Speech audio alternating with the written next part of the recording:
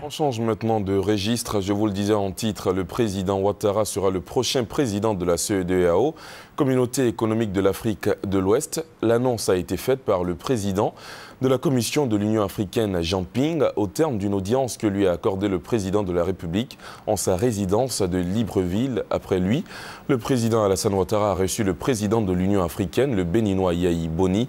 Compte rendu, Abiba Dambélé Saoué. Le président de la République de Côte d'Ivoire, Alassane Ouattara, sera le nouveau président de la CEDEAO, la Communauté économique des États de l'Afrique de l'Ouest. L'événement est prévu le 16 février prochain à Abuja, au Nigeria. L'annonce a été faite par le président de la Commission de l'Union africaine, le Dr Jean Ping. Les informations que nous avons nous indiquent que, sans doute, en sa qualité de prochain président de la CEDEAO, il participera à toutes les négociations qui sont en cours. Jean Ping, qui est venu remercier le président de la République pour son soutien à son élection à Addis Abeba, une élection difficile. Il a activement soutenu, comme vous le savez, ma candidature.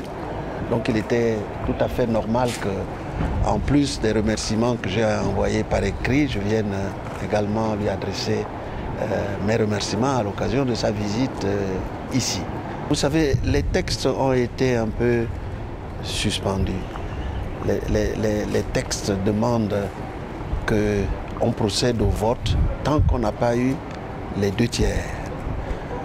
Donc il y a eu un premier tour que j'ai gagné, un deuxième tour que j'ai gagné, un troisième tour que j'ai gagné. Et au 4e tour, j'aurais dû rester seul. Or, le candidat sud-africain n'a pas déclaré officiellement qu'il désistait alors que les textes l'imposent. On est donc allé au vote et le vote m'a fait obtenir 32 voix alors que la majorité requise serait de 36. Bon, mais il y a eu beaucoup de problèmes parce que l'élection elle-même s'est déroulée, on a vu des bulletins où on continue à marquer le nom du candidat qui s'est désisté, qui aurait dû désister officiellement et qui l'a fait. On a vu des choses pas possibles que certains présidents ont contesté en disant que dans ce cas-là, il y a des problèmes au niveau du déroulement des élections. Ce qui fait que les chefs d'État ont décidé de suspendre l'application des textes pour créer ce comité qui va réfléchir sur beaucoup de choses, y compris la règle des 2/3. Comme le président Ouattara, je crois que ce n'est pas un secret, l'a dit, qui d'entre nous a été élu aux 2/3?